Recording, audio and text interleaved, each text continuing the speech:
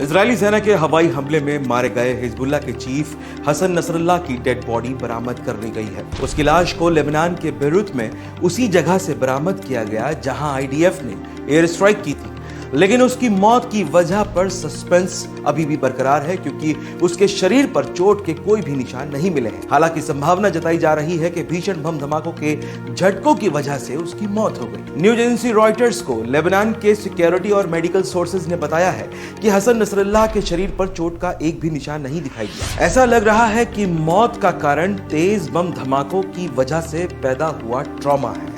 शनिवार को Hassan Nasrallah की मौत की पुष्टि किए जाने के दौरान हिजबुल्लाह ने यह नहीं बताया कि उसकी मौत कैसे हुई और उसका अंतिम संस्कार कब किया जाएगा। हसन नसरल्लाह के मारे जाने के बाद ईरान की तरफ से बयानबाजी जारी है। ईरान के supreme leader Ayatollah Ali Khomeini की तरफ से कहा गया है कि लेबनान के लोग ये नहीं भूलें कि एक समय था जब कब्जे वाले शासन के सैनिक बैरूत की तरफ बढ़ रहे थे और हिजबुल्लाह ने ही उन्हें रोका था और लेबनान के गौरव को बढ़ाया था। इजराइल हिजबुल्लाह को नुकसान पहुंचाने के लिए बहुत छोटा है।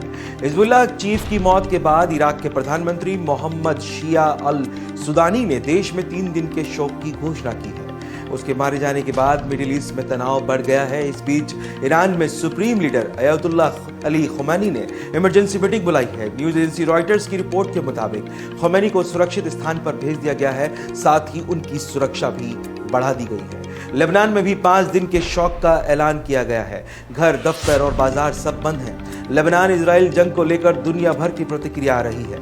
इजराइल की तरफ से बंधकों की रिहाई तक युद्ध जारी रखने का ऐलान किया गया है। लेबनान ने भी कहा है कि शनिवार को इजराइल की तरफ से हुए हमले में 33 लोगों की मौत हुई है, जबकि 195 से ज्यादा लोग घायल हुए हैं।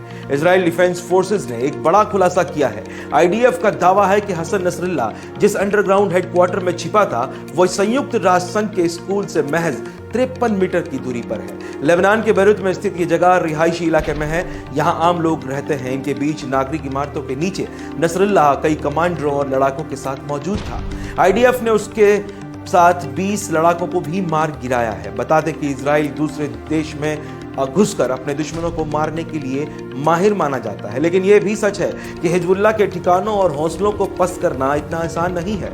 उसका अपना एक इतिहास रहा है जिसकी कहानी 1980 के दशक में शुरू हुई थी, जब लेबनान में इजराइल के विरोध का माहौल तैयार हुआ था। तब हिजबुल्लाह सुरंगों का इस्तेमाल करता था, लेकिन बड़ा मोड़ तब आया जब ईरान और उत्तर कोरिया ने मिसाइलों के भंडारण के लिए सुरंगें बनाने में उसकी मदद की थी और हिजबुल्लाह का नेटवर्क बढ़ता गया। साल 1990 तक उसने दक्षिणी लेबनान पर कब्जा कर लिया था। आपको बता दें कि इन धमाकों के बाद जो लगातार धमाके किए गए, उसी के बाद ये खबर आई थी कि जो हिजबुल्लाह का चीफ है हसन नसरल्लाह वो मारा गया है और बाद में खुद हिजबुल्लाह संगठन ने भी इस बात की पुष्टि कर दी थी।